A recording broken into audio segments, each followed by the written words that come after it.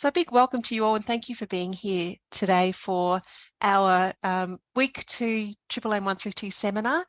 It's great to have you here, and this is going to be recorded, and the recording will be uploaded to the Week 2 required tab. And when you look at this week's Topic 2 folder, you'll see in the recommended tab that there are a lot of resources available to you that are relevant in this unit, but also they are links to wider university resources that can help you with your other units as well, because the focus this week really is on developing those key skills that are needed for your successful study, really. So, of course, our focus will be on what we're doing in our unit, but you'll see here these are transferable skills that you can apply to, all of your units and throughout your degree. And I know that we're all different and we're all coming to this unit with varying levels of experience and expertise. So at whatever entry level you're joining us in, there's something, I hope, for everybody to either get an understanding of what these skills are, or just to improve your existing skills. So this is just a bit of an overview of some of those skills that we'll be touching on today. So we'll be looking at evaluating some sources from the library and on the web. And I don't know if you were able to catch the library presentation this week, so by Sharon. Did anyone manage to either attend the presentation or watch the recording?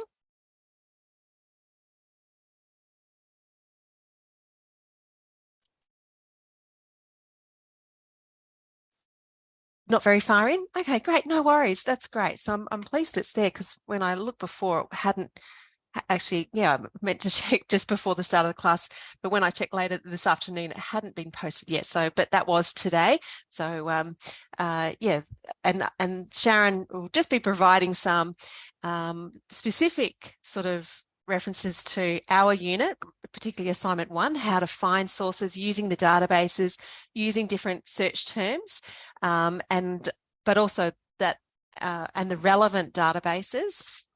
But also perhaps that those skills can be used in your other units as well. And she might have also referenced to the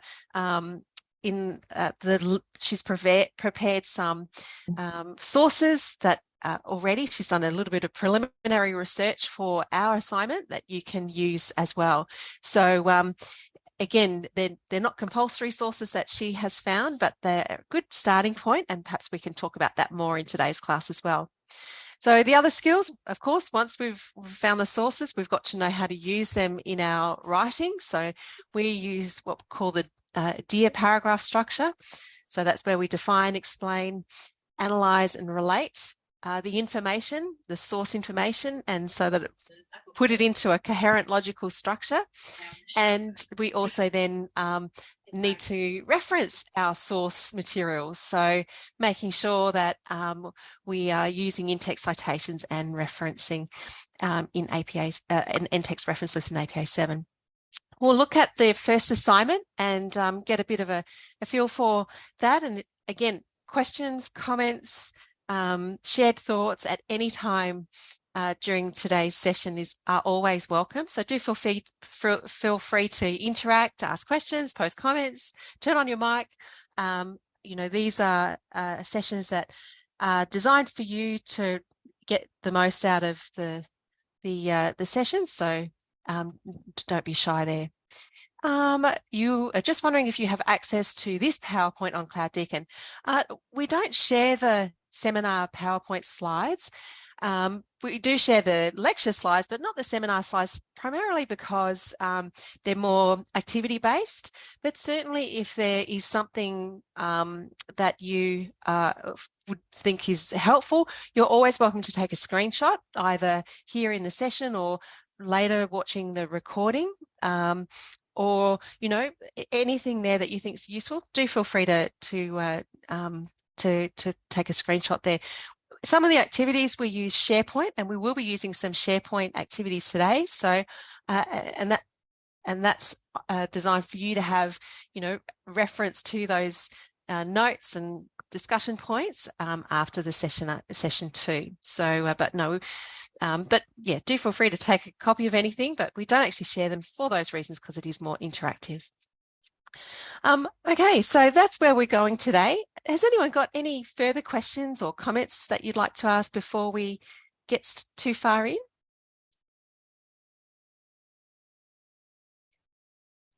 All good? Okay, all thumbs up. So again, yeah, those emojis, you feel free to use those. That's a great sort of quick check and feedback for me just to say, yep, keep moving. Thanks, Alice. That's really great. Appreciate that. All right, so let's keep moving. And if you do think of anything, I'm happy to go back and sort of return and revisit information as it comes to you. So we'll start first of all, we touched on this in the lecture. And again, don't stress if you haven't had a chance to watch the lecture recording or if you didn't attend on Monday, it's all good. But we did touch on this, and this is one of what we call the Greek graduate learning outcomes, which is what the university has. There are 8 of them. By the time you finish your degree, you will have touched on all of them throughout your different units. And it's just a way to get you graduate ready. So, this is what employers are looking for. And so by developing these particular skills, and there's a range of them, then, you'll be in a really good position. And so one of the key ones, and this is a really critical one or important one, I should say, especially in the time while we're using things like ChatGPT and AI and so on, and the vast amount of resources that's available, how to critically analyze them and evaluate not only the information, but the sources that we use. So here we've got our definition of critical thinking. And I should say too, in management, definitions are really important. And so when we are looking at a topic, we always start with defining the concepts first, because that helps us to understand how they work and can be applied in various examples. So here's our definition, and this is from the university. It's about evaluating information using critical and analytical thinking and judgment. So again, it's not just about accepting what we read, because again, not all information is equal. And so it's just sort of developing those questioning skills to try and see how credible it is, how realistic, how objective it is, what agenda there may be, who's the author and what are their credentials. And so it's just sort of helping us, and maybe comparing that to other sources that we've read on the topic, we can get a bit of a more well-balanced position to, on a certain in regard to a certain topic. So here's just a very quick. Again, I don't want to spend too long on this, but maybe there are some flat earthers amongst us. I don't want to judge, but how do we know that the Earth is not flat? Just very quickly, anyone turn on your mic or in the chat? Satellite images, great. Science, yep. Other planets around based on travel and telescopes, great. So view from space, the evidence, great. So you're all, yep, you're all in the right line of thinking there. So we're looking at objective data, statistical information that is, irrefutable to support our claims. And so what can we learn from this? So we are in this unit and in your academic studies, we need to support our points with evidence. And that evidence, again, comes from good quality sources. So part of today, we're going to have a look at a range of different sources and critically evaluate how useful they may be. And again, how that may be dependent on our purpose for using those sources. So again, it can be a bit contextual there. But yeah, so critically evaluation is like looking at the source information that we're using and then evaluating and questioning the information that's presented in that source information. Okay, so that's a bit of an introduction to what we're doing, and we're going to go straight into an activity now. Does anyone have any further questions or comments? There's a thumbs up, all good? Okay, great. So I'm going to share with you now we're going to complete an activity, and this is based on the library has developed a checklist to evaluate sources, and I'll just share that link with you in the chat box. And I might just actually get it up on the screen so you can see what I'm referring to as well. Sorry, someone's just requested. So, so this is just on the screen. There we are. So you should be able to see the captions there. So this is a dependability checklist, and this is developed by the library staff to evaluate source material. And again, maybe some of these in the checklist you would perhaps do already, maybe at a subconscious level or a conscious level, but this is just a bit of a reminder of, yeah, like the CRAP test. So they used to, so this has replaced the CRAP test. So they've updated it and now they're using this. So yeah, it's great that you've mentioned that. And it's a very similar sort of concept. So, and again, so we're going to look at some sources, and you'll be in some groups in breakout rooms, and you can use this to just sort of be aware of the different areas to be mindful of when you're looking at and evaluating relevant sources. So I'm just going to return to the PowerPoint slides now, and we'll explain the activity. And I'll also share with you a link to a share file. So this is, you're not able to load the link. You've been having issues with loading Deakin pages today. No problem. When we're using Deakin platforms or different Deakin sites, they do recommend using Chrome or Firefox. And sometimes if you get an error 404 message, because the firewalls are so strong at Deakin since lockdown, and we moved predominantly online, just to one way to remove that error message, if it comes up, is to clear your cookies and cache. So that's just an aside. So yeah, a couple of tips there. Yeah, try that. But not to worry, we'll be in a breakout room. So, and when we're in a breakout room, it's really good if you can nominate one person to share their screen. And to do that, if you hover your mouse at the bottom of the monitor there, and a pop-up will come up. It's like a green tab.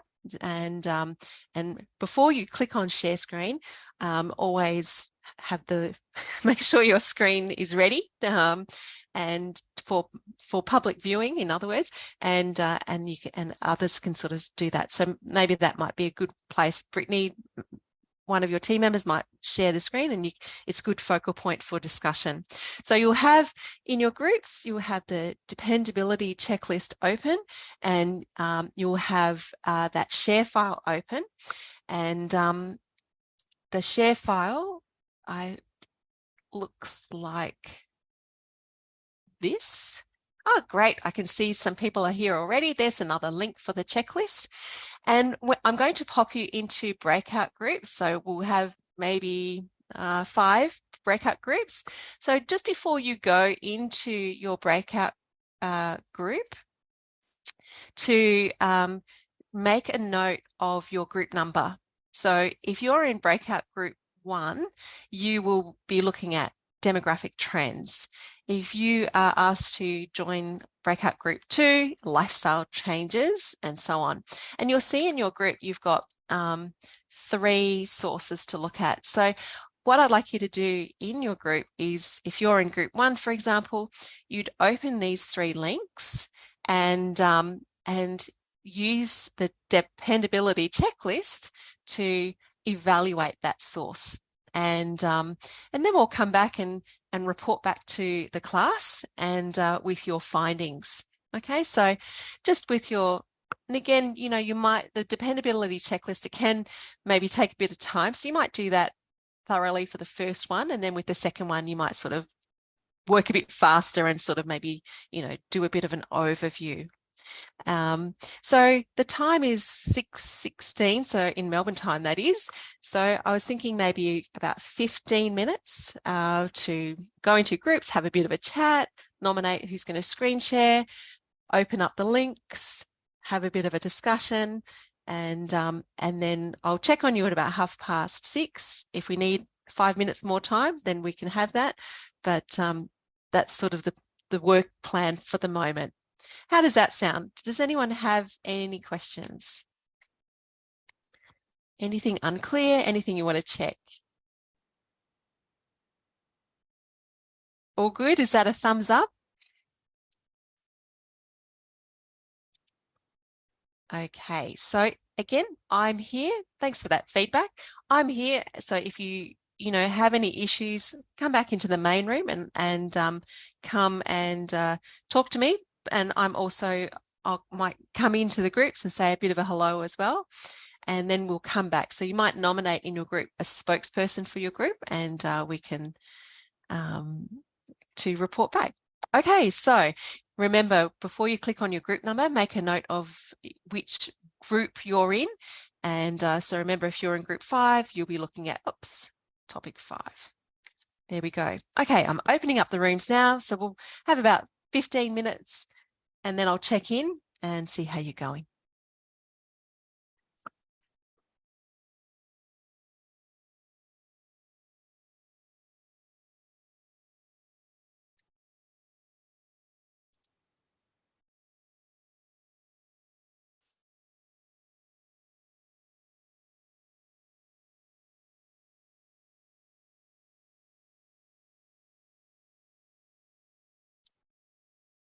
And Harry, are you able to see your group?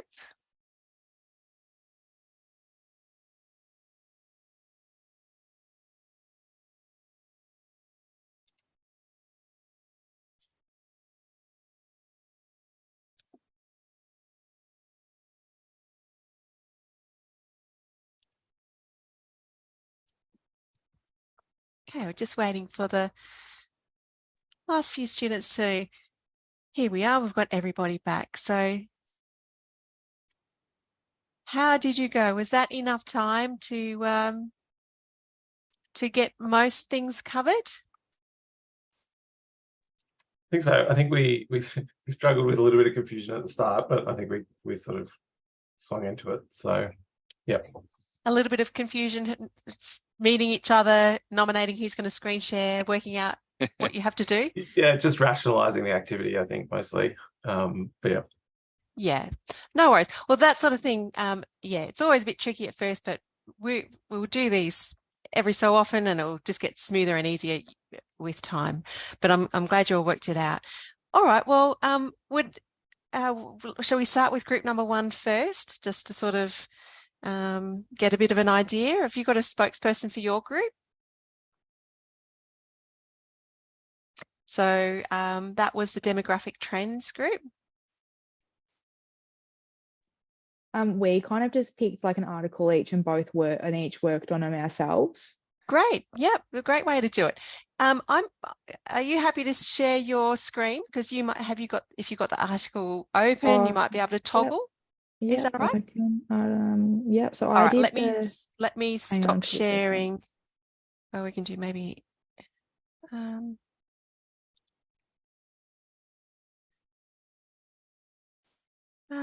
multiple participants. That's a new feature. I'm going to stop sharing, I think. There we go. So I've stopped sharing. So you can open your screen. Can you see that? Not yet. No. Oh, sorry. How about now? It's loading now. Yes. So we're looking at the Hootsuite article. Yeah. So I looked at this one, which was the last one for group 1.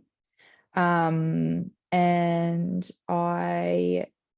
yeah, obviously put the name and the date in. It's relevant because it's not that old, just over 12 months old.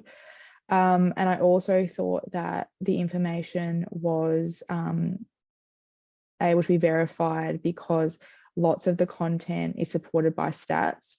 So there's obviously been surveys done via all the social media trends that are happening at the moment through all the different platforms.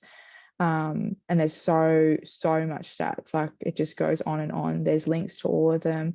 And the main user, the main source of the stats was all this, this company here. I feel like she would be working for this blog company or this company Hootsuite, I think it was at the top. Because down the bottom it gave like a little blurb on what she does, and she does not do social media. She's a comedian.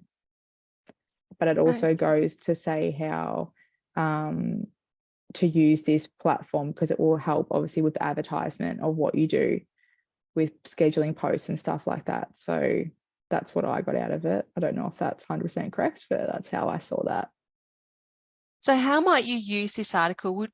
Would you use it for an academic essay? Would you use it for, you know, as a starting point to your research, or? Well, I'm not sure. It depends on, I guess, if you're saying that how you're going to use something. So like if you were management of a team and you wanted to utilize something to, I don't know how to, I guess I'm still learning how the unit would work, but I guess I've just come from doing marketing. So I can see it from that point of view, that I would use it as, I guess, evidence to substantiate what I'm putting in my articles as an argument. I don't know if that's correct or not, but. Yeah. Well, I think, you've been really good at identifying a lot of those key features, and the fact that it does have some data there and it does sort of reference it to that other source, then that's a positive thing. I'm a little concerned that she's a comedian writing on a topic that's a bit, and other flags may be that a lot of the information is behind a paywall. And it says it's a blog. So you might use this a bit cautiously, and you might then sort of, because it's referring to other sources, you might go directly to those other sources and make up your own mind about that information. And rather than using this as an umbrella to like go further into the different areas. Yeah, and that using those primary sources might make your argument a bit more substantive than perhaps this secondary source that's a blog written by a comedian. But certainly in terms of beginning your research, you know, it provides a really good overview. So if you were new to this topic, it's a good place to start. Excellent. Great, Carla, really comprehensive. And has anyone else got any points there they want to add that you noticed? All right. Well, go ahead. Sorry. Sorry. So I was thinking, just as Carla went through it, because it's not something that's been peer reviewed, or there's not really, yes, there was a source, but there's not really, beyond going to the website, there's not really any kind of key reference material. It's probably another red flag as to whether we would use it in an academic paper or not. So I think in terms of an academic paper, it's probably not appropriate for those reasons that we mentioned. Yeah, that's right. Lack of real source material. The credentials of the author are questionable, and being a blog, it's a little bit more sort of, informal. So yeah, there are a few flags. And again, we might need to look at our purpose and the assignment task as well. But yeah, good. That's right. And this is sometimes it's obvious and sometimes it's not so obvious. And again, we might sort of reconsider how we might use it. And that's the purpose of this activity. All right, good stuff. Well, we might have someone, again, just to keep things moving, someone from group number 2. If that's okay, so to share your thoughts. So that was about lifestyle changes. Have we got someone there who'd like to share their screen and provide an overview? Thanks, Simon. No worries. Are you guys happy for me to do that? My team? I guess Yeah, go ahead. they probably are.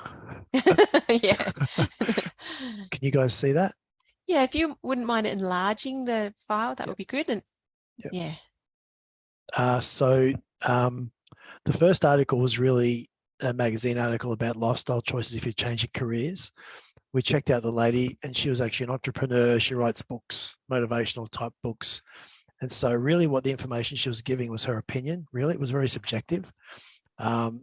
And as we say, would we use it for academic purposes? Probably not for the technical information, because the information is more motivational and, like, once again, subjective and relative, really. It's not really a do this and this will happen sort of thing. It's more of an overview of lifestyle, really. So the next one was an article about, the article was almost written like an industry article about a fund, like a superannuation type fund. The information and the author and the information seemed quite believable and trustworthy. But as we said, it is once again subjective. It talks about business ideas for the future. So whether you'd use it in an academic setting, we're not sure. Maybe, maybe not. Depends on what you wanted to achieve. But you might be able to cite a few reference it a few points, maybe. The third one was a European Management Journal. It was a university article about climate change. And it was a peer-reviewed article, had about 1 million references in it. So I don't think there'd be any problem at all using that for academic purposes. Great. Thanks for that overview. And you made some really good points. So a good discussion with your team. Yeah, did it as a group. Oh, group great. effort, yeah. Excellent. So, and again, different approaches, different teams. So it's all good, either whatever you did in your particular team. Yeah, with that first one, I agree with your overview. Yeah, this is did you catch the name of the source? Forbes magazine. Yeah, so it is an industry magazine. So yeah, the clue is in the title, being a magazine. It can't be used for academic purposes, but it might be. And as you said, yeah, I agree. It provides some generic information, doesn't it? But you'd need to sort of substantiate that further. Great. And the second one too, it's more a news article. Yes. And again, you might need it might be a good starting point, but you'd need to sort of do some further research to sort of support any points there. And we actually weren't sure if the actual article was paid for. It could have been a sponsored article too. We weren't sure about that. Good point. Yeah, so that's again something that you have to question their agenda in putting that information through. Yeah. And the last one, what made it clear that was a academic journal article? The title, the banner, like the heading looked very very important, very serious, with a lot of letters, and it was a lot of cited quite. I think it was a handful of universities. Had all the authors' names, and was, like I said, it was referenced multiple times all through the article. We obviously didn't read the whole article, but it looked pretty legit. Yeah, you're spot on. And a lot of academic journal articles, they do have that similar structure. And once you become familiar with those features, then that makes it pretty clear as well. And certainly I've just got it up on the everyone's got the link, if you do open it up, it does have the abstract, and the references is a good giveaway, the information about the authors as well. So they're from universities, and that's a good clue too. Great stuff. Thank you very much for that. That's really helpful, Simon and team. Someone from group number 3. So you were looking at attitudes towards work. Got a spokesperson there.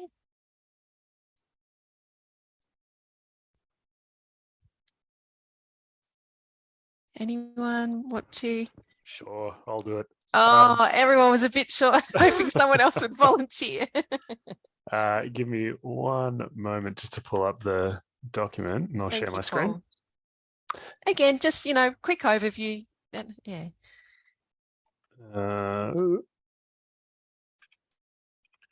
Oop, hang on.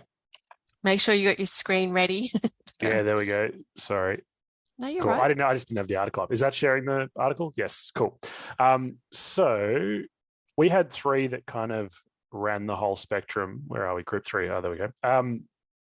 Essentially, we had 2 websites and 1 academic article. I think when I say we ran the whole spectrum, our 3rd article was probably the least useful in that it was clearly a blog opinion post that was there to drive traffic towards the leadership programs that this website was selling. The author in particular, her only credentials were writing articles for this company. So there was no sources, no references, very little use for us as a source, as a resource. In the middle, our first article, again, similar idea. It was from the PMI, Project Management Institute, which is a fairly recognized institute professionally, but still the article was pushing their services. Hey, go do a leadership course, take one of our exams, things like that. Where I say it was somewhat useful, it did have a lot of links and references to external surveys. So references by surveys by Deloitte and so on, while this article is no good by itself, going to those primary sources could serve as a launch pad for some useful information. And the third one was, the name escapes me of the gentleman who was just last speaking for Group 2, but similar to what he was saying with the academic article, this had references galore. It had the methodology. It had all of the stats, the abstract. It was affiliated with 6 universities. It was very lengthy, very detailed, so about as legit as it comes. So third article, no good, not much value there at all. The middle one, good as a launch pad to additional resources, and that central article, rock solid. Excellent. Thanks so much. Great overview too. So, and yeah, agree with all your conclusions there. You've got an academic journal article. And you've identified all those key features as we mentioned earlier. Brilliant. Thanks so much. And again, just being careful of those types of sources that are promoting information, behind a paywall. That's a bit questionable. Their efforts. You should never have to pay for source information, and that applies through if you're looking at, say, Google Scholar. You can look at Google Scholar, but try and find it through the university. As students, you've got access to all of that. I think we've got time for Group 4 as well. If we've got a spokesperson to tell us about Group 4. Sure, I'm happy to step through it. Thank you, okay Ben. with that, Harry, Jess? All good. Yeah. Okay, so we had a couple of interesting ones. So I think we kind of got a little bit hung up with the Harvard Business Review article. So that was really just more of a similar to the Forbes magazine article. There wasn't really any references. It wasn't really clear whether it was affiliated. There was written by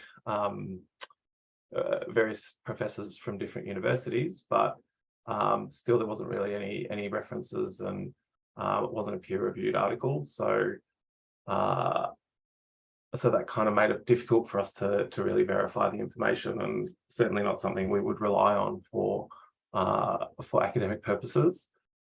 Sorry, I didn't mean to interrupt, but it's great that you had that questioning process in your team, because a lot of students do assume that the Harvard Business Review is an academic journal, but it's actually not. It's a trade magazine. And and that's something to keep in mind for assessments in our unit that require journal articles. The Harvard Business Review doesn't quite meet that brief, but certainly it's reputable, but it's not peer reviewed. So it's great that your team picked that up. I'm sure in business the lines become a little bit blurry, right? It's is this enough to be used as a reputable source? So second article or second source was a web page by Business Victoria, or the Victorian government. It did have references to some legislation. So we did say that we did have a look at that, and we were able to verify that it was valid legislation. So probably something that you would reference in an academic article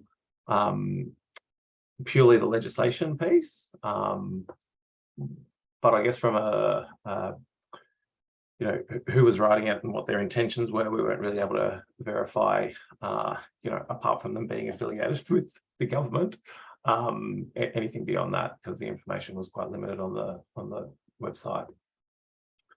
Our third source has all the markings of like a meta-analysis, definitely had a significant number of references and looked to be peer reviewed. So yeah, definitely one that we would use in our assessment.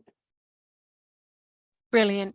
Thanks very much. And a really good discussion again with your team. So some really good outcomes there and good evaluations.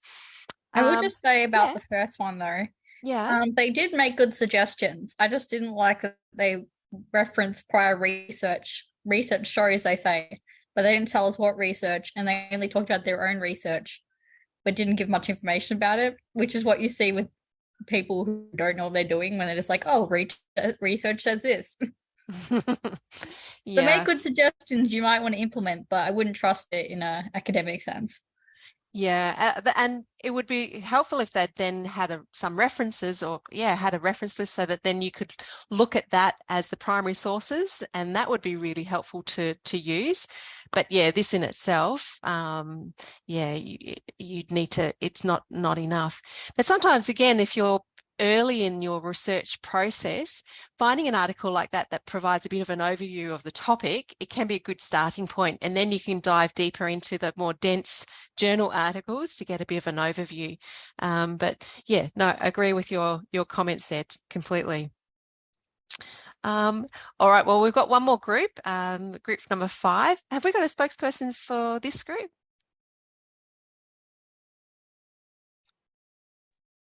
We don't really have a spokesperson, but I'm happy to talk. We took a little bit to get going and just sort ourselves out, but we did similar to group 1 and just worked on one source individually. So yeah. That's all right. All good. Yeah. Well, would you like to just give a bit of an overview of the one you looked at? Yeah, I'm unable to share my screen because my computer's just being a little bit funny with the sharing button, but I had the one that was written by, let me just check. It was the Amsterdam University Press. I found it a little bit like hard to work out if it was peer reviewed. I don't think it was. It seemed like it had good information, but I think I just ran out a little bit of time and struggled to work out if it was a good source or not. Fair enough. That's all right. Yeah, look, this one was I had a bit of a curveball. So, so I do apologise for that. Okay. But no, this one was actually an ebook, and so it's it just didn't have much information about the author or anything, so it was a bit hard to work out. So Patrick Beck, I think, was the author, but it's part of a series, so there's different topics, so it's part of that. But it does include some referencing and evidence of research, but it was a bit of a tricky one to review. So but no, all good. Thank you. All right, and thank you all for sharing that information. It's really, really helpful in terms of just getting a bit of an overview, and it's great that you had that discussion to sort of really become a bit familiar with the different topics and what to look for. So really great critical thinking skills. All right, let me just share my screen. I'm just having trouble with there we are. And so with that source information, the main thing is that being able to recognise a peer-reviewed journal article. And just on that, I'll just share with you in this week's topic folder. I mentioned this at the start of the class. So under the recommended tab, there are some library resources here. So there's that dependability checklist that you had access to. There's the peer review. It's a video about just, again, some of those key features that we talked about and you identified about what are the characteristics of a peer-reviewed journal article. And certainly if you access them through the library, and if you watch Sharon's library presentation, she'll give some tips about how to filter in your search for peer-reviewed journals, the time frame, and so that you can sort of narrow your search a little bit more. The other thing too I'll mention in terms of for our assessment, there's the resource guide. So this is a list of sources that Sharon has prepared that are relevant to our assessment. I don't know if you've had a chance to look at it, but again, there's some different search video there and other things here. So for tips and searches for your for finding sources, and I'm just trying to. The thing has changed. I'll have to just double check, but she has provided a list of sources, web sources maybe. Maybe I'll come back to that and won't waste your time, but maybe, is it assessments? No, management. It's not linking, is it? Okay, I'll have to just double check with that and before I explain too much, but basically that link will have a list of sources that you can see have headings that tie in with the sections in your assignment. So now what we'll have a look at is the referencing. And so now that we've got our sources, we need to know how to incorporate them into our writing. And just, I've got one of the articles here that you had in your list, and I'll just mention, and you may be aware of this, when you're doing your library search or your search through the Deakin Library, there are some tools in the databases that will help you with your referencing. And so with this, sometimes they're in different places depending on the database that you're looking at, but on the right-hand side you'll see a cite tool, and so we use APA 7, and so this is just the end text reference for this particular source. So this can certainly save you a lot of time and effort, but just be mindful that it's not always it doesn't always correspond to the Deakin APA 7. So it's always a good idea just to go and double check the Deakin style there too, but it can certainly take a lot of, I'm glad that was helpful. Yeah, that's right. I mean, it just sort of, referencing it takes a bit of time, but this sort of takes a lot of the hard work out of it. So, but, and there are other online referencing generator tools that you can use as well, but as I said, and again, it sort of formats it and puts them in often in the right order, but sometimes there's little capital letters or italics or things like that might be a little bit different, so just always do that final step to check. All right, so that's what we're going to have a look at now. And I know we are all approaching, we all have different skills and different levels of experience. I'm just going to go back to our PowerPoint slide now. But what do you know about referencing, and why we do it? What are your thoughts? Anyone want to turn on their microphone and just let us know, what is this about?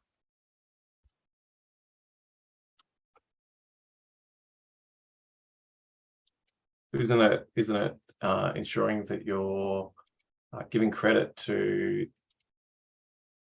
all of those that are supporting what you're putting together as or putting forward as a viewpoint or a set of information? Exactly. Yeah, that's right. And yeah, people are adding to that in the chat box. You're giving credit to the author, making it your information, showing that it's true and credible, verified, and support and evidence. That's great. Yeah, so everyone's on the right track. It adds weight to the point being made. It creates a pathway to trace back the ideas. Great. That's right, and that's why we follow, it's great that you mentioned that, Chris, while we have the referencing format, it's to help guide the reader to verify the substance of your ideas, and then the referencing format helps them to go and check that information for themselves. So it's a simple way for them to find that information. You had a lecturer once uncharitably describe it as an undergrad, you know nothing, so you have to say whose idea it was. Wow, okay. That's very direct and to the point. I don't know if I'd quite phrase it like that, but yeah, certainly. And I think referencing applies to whatever level of studies you're in, but thanks for sharing that. Funny, I guess you haven't forgotten it. So it's a good something to keep you in check, I suppose. But yeah, referencing, it supports your ideas. It acknowledges the sources of your ideas and words. And that's something we need to remember. We have to reference when we include the words. So when we're using a direct quote, and also when we are citing the ideas, and that's where we're using our own words and writing style, but it's still not our own idea. So we have to acknowledge that. And that's right. If we don't reference, then it's our argument is kind of baseless. It is just our ideas, and they're not substantiated, and we could be accused of plagiarism. And so we certainly don't want to go down that pathway. Thanks, Jessica. That's exactly right. So we use the Deakin APA guide, and I'll share that link with you. And I'll also share with you while I have it here. So let me just get this link for you for the Deakin, because it would be great if you could open that up, because we're going to navigate that link and just sort of see how we can use it to get information quickly. And while I'm adding things to the tech chat box, I'm going to share with you the NTEX reference for our textbook. So in case you have that. So there's two different ways to reference our textbook. Both are acceptable, and use one or the other, but remember the way that you cite that will change depending on how many authors you reference. So take a copy of that for your assignments. So if we're looking here, we've got the link there, and let's just have a look at that link. We'll go back and identify some of the sources that you used in your that previous activity. So if we're looking for academic journal articles, where would we go? We're using this here. So we'd click on the journals, and we can see how there's different variations. Generally try and, if you go through the library, it will have the DOI. That's another way to access it quickly and easily for the reader. And there are other variations there. I think we had an ebook. So there's the ebook. You'll also need to use in your assignment your organizational sources. So that would be under web sources. And there's some information there under perhaps web page or web document. In your assignment, you might also need to refer to annual reports or sustainability reports. And so that would come under other sources, and you'll see report. So it's just becoming familiar with the different tools. There's a PDF of this as well. I personally prefer the web page, and I bookmark it, and just to toggle between those different axes. So any questions there? Have you had a look at this page? Is it something that you're familiar with?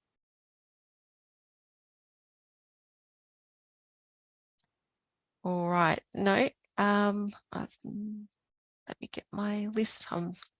Yep, few thumbs up. Great. Okay, excellent feedback. All right, so what we're going to do now, and if you've got this page open, I'm just going to ask you to turn to the in-text citation tab, and this has some information about paraphrasing, summarizing, and quoting sources. So this is just providing some information about how we use source information in our writing.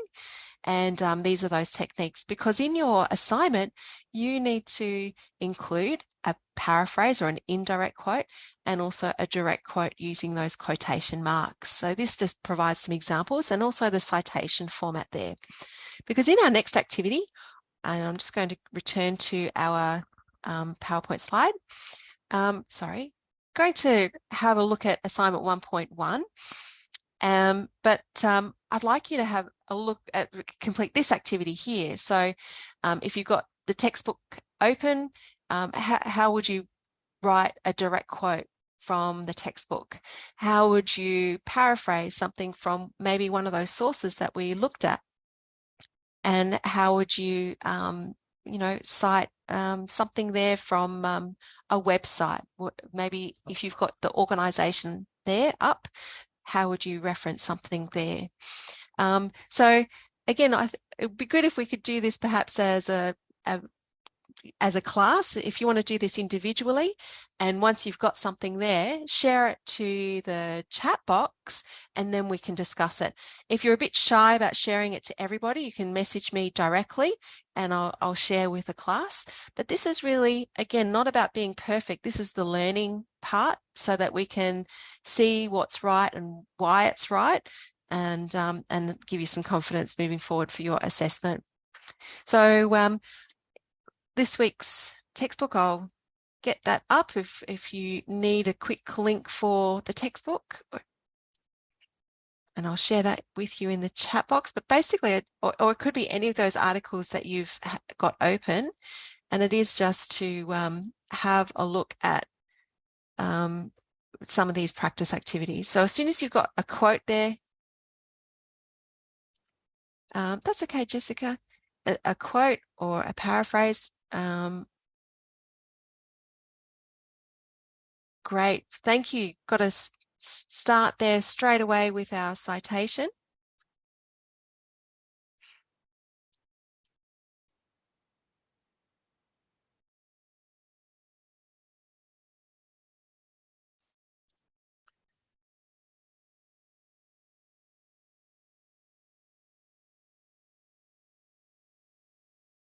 Great. All right, so I'm just going to, so there's a couple in the chat box, and again, keep them coming, and the more we've got, the more we can sort of share and sort of compare and discuss.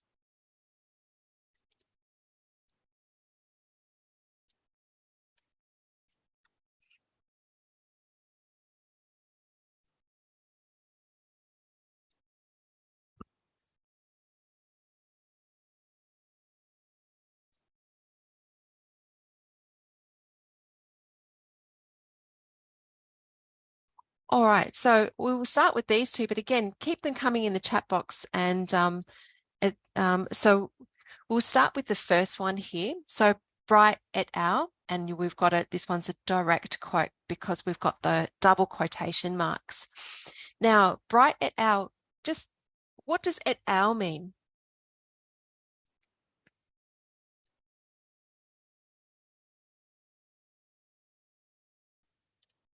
Anyone? And others, great. That's right. So when there are, so when we've got, I think that's right. We use that when there's multiple authors. And so let's just double check that with the Deakin Guide. So on the left hand, I have to get rid of that tab.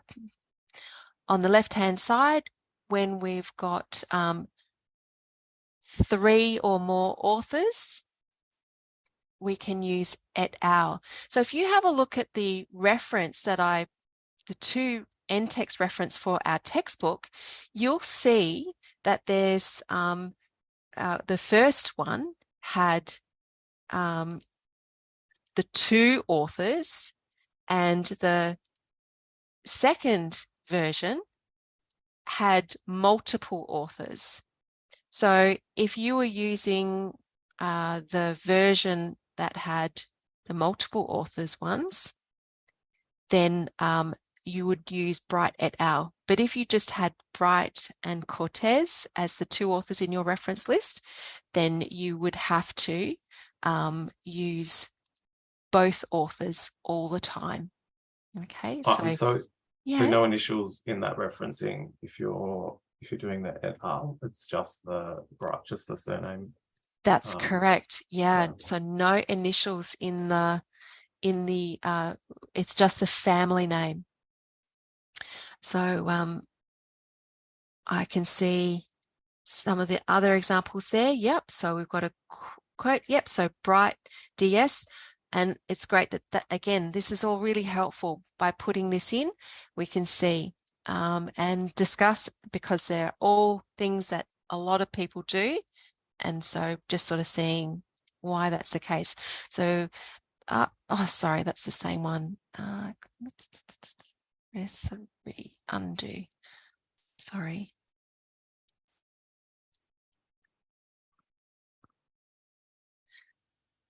Try again. So in terms of the citation, this one is the correct one because it's the family name and without the initials. So for us, and this one is also correct. However, we'd need to change the page number. So this page number is correct, but we'd need to delete the G. Okay, so we'd need to remove that. So yep, and this one here, we'd need to just remove the initials and the comma. Now with this one too, it's a little bit unclear if we have cited the complete sentence or if it's a sentence fragment. So if we've cited the complete sentence, then we'd have a full stop. Have I got a stamp for? Nope. We'd have a full stop. I don't know if that's going to work. No. Zoom tools not working for me. So if we cited the complete sentence, we'd have the full stop after action and before the quotation mark. But if we've cited or quoted a sentence fragment, then we'd put in the full stop after. So just to show that. So little details like that, it's a little bit tricky if you can work out the logic behind it. And again, this is a skill, so it's just learning by doing it that we can see. Okay, so and so thank you to all of those people who shared your contributions, because this is how we learn. Any questions? Now, one other thing too, all of these citations are at the beginning of the sentence. What if we were to flip it?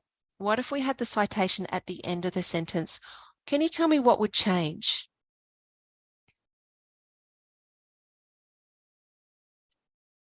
Focuses on the information instead of the author. Fantastic. That's right. So, and as a writer, you want to have a few different techniques in your writing toolkit. And so you might want to shift the focus and have a bit of variety. And that's just another approach. So I'm just going to clear this now and return to the Deakin webpage. And this on the APA 7 explained, under in-text citations, at the bottom there, it just gives those two different techniques to include the citation in your writing. So author focused or subject focused. So you can see that there's a bit of a change in the brackets. And the other thing that will change if you've got two authors is the use of and or the ampersand. So, and there are some examples. I think somewhere along, again, there's a few different places to have a look at. So there's here we are here at the beginning and at the end of the sentence. try again, at the beginning of the sentence and at the end of the sentence, the variation there. So little details like that can really lift your writing, and it is an assessed component in the assignment. So it is worthwhile just having a bit of a practice. If you're new to this, it can take a bit of time, but you can also get support and ask on the discussion questions under writing, citing and referencing help. And there's also these university support services that you can access to, and make an appointment and get some feedback there. Any other questions?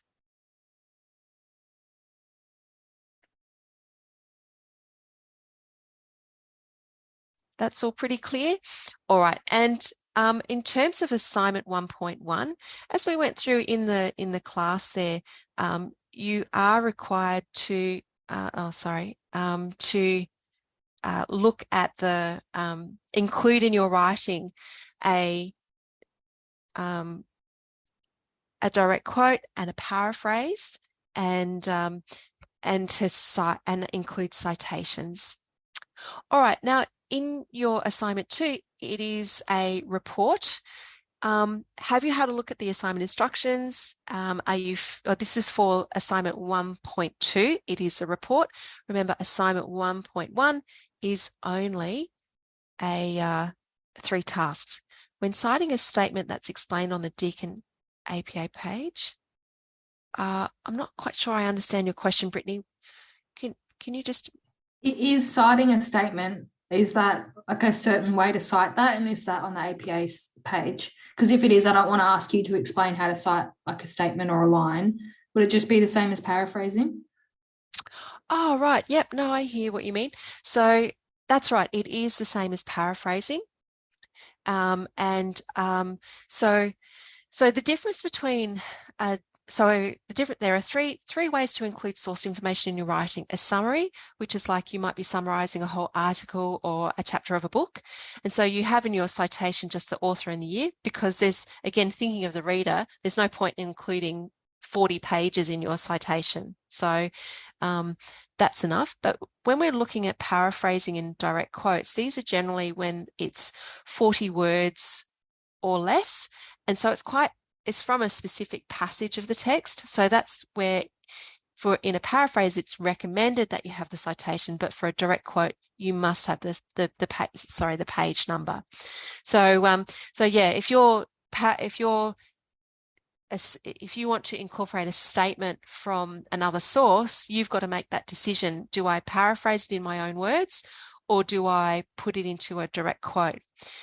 Generally, you'll show your understanding more if you paraphrase it, because, I mean, it's a harder skill. So you're using your own words and you're using your own sentence structure and writing style, keeping in mind that some words can't be replaced, like technical words. So you need to use quotations, direct quotations, a little bit sparingly. So generally, because you can't have too many direct quotes in your writing, otherwise you're not really demonstrating your understanding or your own line of argument in your writing. So general rules to keep in mind when you are considering including a direct quote is if it's the best possible words, so it's really challenging to put it in your own words, and generally that applies to definitions of key concepts, or if it's an expert, so a real authority in that field, and then that's generally a good idea to use a direct quote too. Does that answer your question? Oh, good. Okay. Excellent. So, I'm just going to get the instructions up, and I should have done that a bit earlier. So here it is here. And so remember, assignment 1.1, which is our focus at the moment, it is only 3 tasks. And as I explained in the lecture on Monday, it is about just demonstrating your skills at this stage. So when you're using your source information, these are the 3 types of sources that you want to incorporate. Oops. Anyway, you can see we've got I'll use the Zoom tools. So we've got our textbook, we've got our academic journal article, and we've got our organisational source, probably its website as a place to start, or you might sort of look at a media article. And then when we're using that source information, we need to include at least one direct quote and probably more than one paraphrase. And we also need to include, of course, citations whenever we use those borrowed words or ideas like we've just been talking about. And then because we've got those in-text citations, we then have to incorporate, include the full source details in the reference list for that mini essay. Okay. Is any questions about any of that? I'm just looking at the chat. Is there a template for part 1.1, or do we just put task 1.1.1 as our heading and type out our answer underneath it on a Word doc? Yeah, that's exactly right. So yeah, there is no template for assignment 1.1, but yeah, exactly as you suggest, have a Word document on page 1. You might have a cover page. It's optional. It's not compulsory. You could just have your heading here. And then you have your 500 words, 2 or 3 paragraphs. Then you have your insert page break, and you have your reference list for that. And then on page 3, you would have your draft table of contents, insert page break. Page 4, you'd have your draft reference list. So about 4 pages. And yeah, just with those headings. Yeah, that's right. It's just 3 tasks. And the reason why I say to put the reference list on a separate page is because if we go to our APA 7, and sorry, I'll just bear with me with those squiggles at the moment. If we go to our APA 7 and we go to references, you can see here the formatting is the reference list should begin on a new page with the heading references centered at bold. And so that would just sort of indicate to the marker that, yep, you know what's going on. You got it all sorted. All right, well, again, keep those questions coming, and it's okay if you don't have questions at the moment, because I know, as we said, with referencing, it is a skill, and it's you as you're working through it, that's when you start to have questions. So there's lots of support. Reach out if anything's unclear, and happy to help. Are references basically still Harvard style? No, not Harvard anymore. We use APA 7. So I shared the link with you in the chat box there for that page that I was referring to. I'll share it again. It's similar, but it's different. Yeah, slightly different to Harvard. And I know I've done Harvard for like a gazillion years, so switching my head to APA 7 has been challenging at times. But again, the more you do it, it becomes second nature. All right, so thank you, Ben. Excellent. Students helping students is fantastic. So I'll just touch on this briefly. And now, so we've looked at evaluating source information. We've looked at including that source information using the referencing. And now we'll look at some of the ideas. And, you know, we touch on the critical thinking when we're evaluating sources and how useful they are, but also critical thinking with the content and information of other sources. And we touched on this, and this comes from education theory. You don't need to remember it, but it's just sort of provides a bit of context to our approach to ideas and writing in this unit. So basically at the bottom level, you might remember is, you know, just definitions of the concepts, and our concepts, of course, come from the textbook, and then being able to explain those concepts in your own words shows your understanding a little bit further, and you might then broaden your understanding by referring to academic journal articles who just go into a little bit more depth and breadth about those concepts. And then if you're then able to apply those concepts, that theory to an example, then you're really showing a great understanding about how it works and how, you know, perhaps how it works and how it all fits together. And that's the analysis part, seeing the connections, the steps, the processes, perhaps the hierarchy of the points, and those sorts of connections.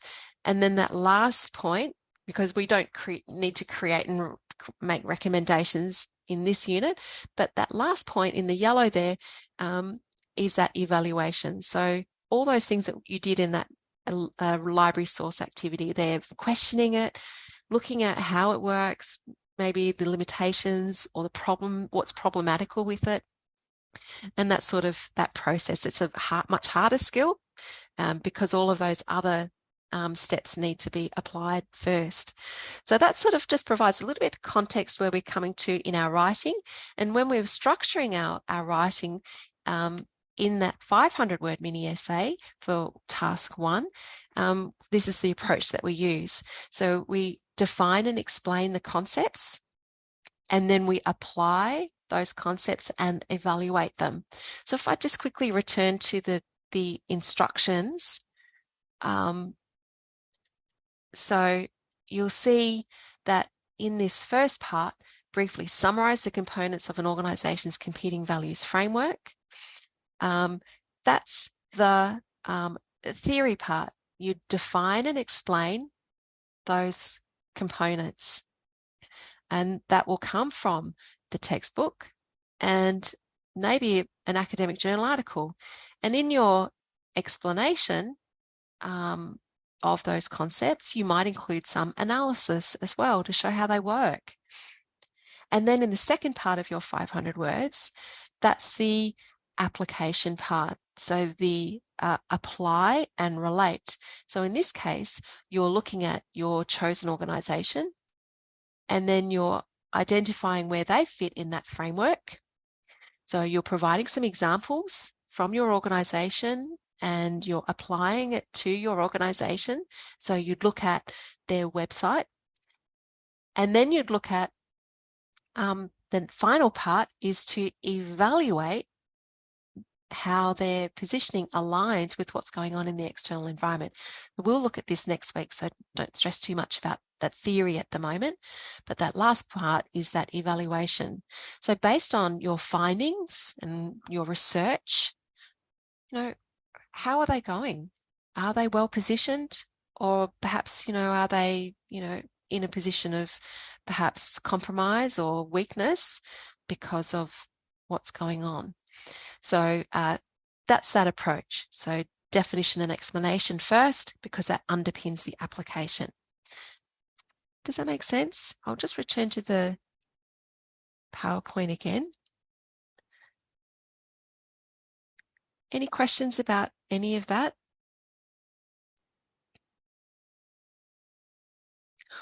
All right, well, I've got just one more activity today for you. And if you refer to your share file, and I'll just get this up here. Where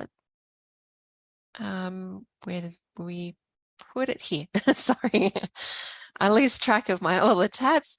So if you scroll down the share file, you'll see that there's some sample pieces of academic writing. And so now that we've got a bit of an understanding of in-text citations, direct quotes, paraphrasing, that DIA structure, let's see if we can have a bit of a quick analysis of how well these pieces of writing are put together. So again, broad strokes or detailed. When you're looking at this, in a moment, I'm just going to pop you back into your groups just for 10 minutes or so. And just a very quick activity, but just to consolidate everything, all those skills that we've been discussing so far. So in your group, again, if someone can share their screen, that would be great. Really good focal point. When you're looking at it, just looking at the components. So you don't need to do an intensive read. You don't need to understand what they're writing so much. If you can just pick out a couple of sentences and make sense of it, then generally that's a good indication that it's okay. But if you've read a couple of sentences and it's confusing, then maybe that's a bit of a flag that the concepts aren't well explained. You can use this as a bit of a guide. You can just do a bit of a tick if you like, or a cross, just to sort of structure your conversation. Again, broad strokes at this stage, just because of time, and to see. So straight away, I can see that there's a problem with that citation there. So I'll pop you back into your groups, have a bit of a chat. Remember your group number. So group 1, if you can look at sample 1, that would be great. Or maybe we can all look at 1 together. Would you like to go back into your groups and have a chat?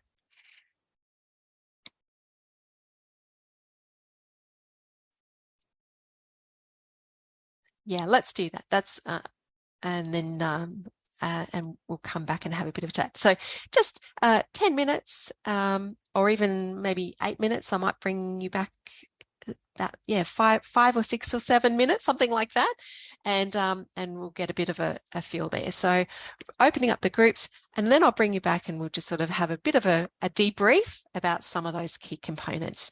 All right, opening up the groups, you should see your number, and Talina, I'll add you to a group.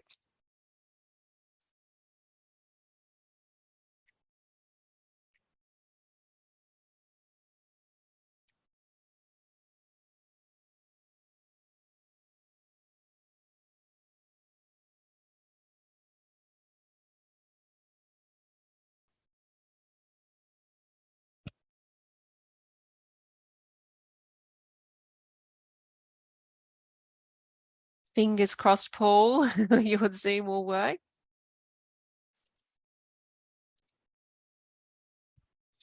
Oh, we're just waiting for a few more people. Yeah, and sometimes looking at a sample, you can get a bit of difference. That's why it was so great that people could share their attempts at referencing before. We see it, and we can sort of, sometimes if we're doing it ourselves, we're so close to it, but if we can look at others, it makes it a bit clearer. Excellent. Well, welcome back, everyone. I think we've got everyone here. And again, I'm sorry, it's a bit of a rushed session there, but hopefully that's enough time just to at least see some of the obvious things and pick them out. I don't know if we've got time to go for everybody to go through their findings. So I might leave it up to you to volunteer. Is there anyone in particular who'd like to highlight what you discussed?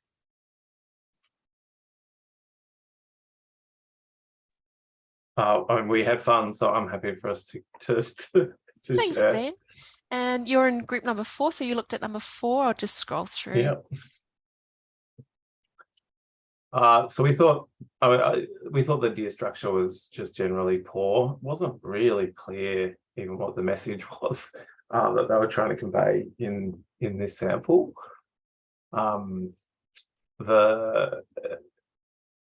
There's just all sorts of problems with the APA 7. So they've tried using citations, but then using by to reference their reference. Then they're starting off with so Cone 1998, but then it's not really about Cone. That's not the focus that the message has. So that seems a little bit wrong as well. There's all sorts of problems with the formatting. They've got mixed spacing. One's single spacing, one's 1.5 spacing.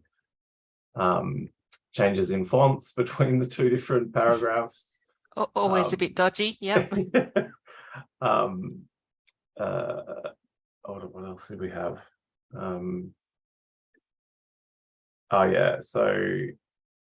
They say it's stated, but then they don't have any quotes to reference the the piece of text that they're referencing. It was generally a bit of a mess. Yeah. I agree with your points there, but I certainly wouldn't have that feedback if I was giving it to a student. I might get some complaints. But no, it's and if we look at that second paragraph, what stands out in terms of this paragraph? The sentences are way too long. Oh, Where are yeah. the commas? Great. Yes, yes. And yeah, that's right. And in business writing, business communication, we want to be clear, direct, to the point. So yeah, a good rule of thumb is 25 words to 30 words. He's also really emotive. Like we pointed Ah. out that he said it actually destroy a person's intrinsic motivation. And we're like, destroy a person?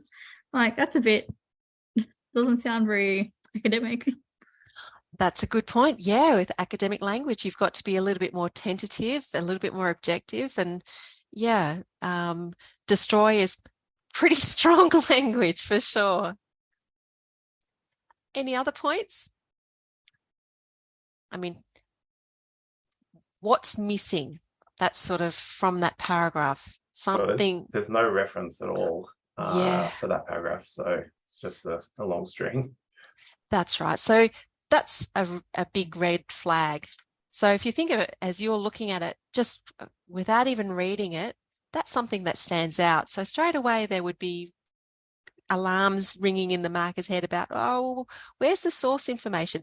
Where's the evidence? And that goes back to our conversation at the start of today. So with all your ideas, whenever you use source information, you've got to cite. And just as you're writing, to incorporate those citations as in your drafts, because it's so much harder to add the citations in at the end. Excellent. Oh, that's a great overview. So, and I'm glad you enjoyed that activity. So, and yeah, pointing out those sorts of things. Anyone else got anything they'd like to share that stood out from their articles? And again, these are just extracts. They're not completely complete pieces of writing. So direct quote format, yes or no? Is that correct or not?